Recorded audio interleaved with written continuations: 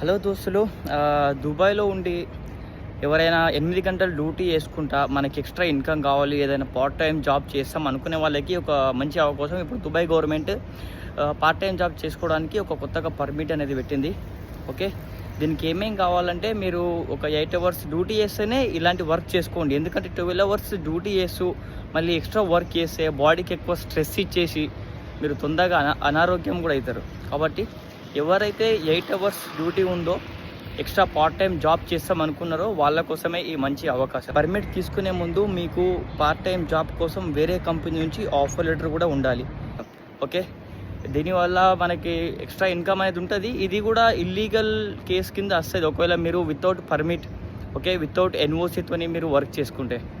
దీనికి కావాల్సిన డాక్యుమెంట్స్ ఏంటంటే చూడడానికి మీ passport copy, Emirates ID copy, passport size photo, NOC, మీ ఏదైతే మీ కంపెనీ వీసా ఉందో ఆ కంపెనీ వీసా నుంచి మీకు ఎన్ఓసి కూడా కావాలి.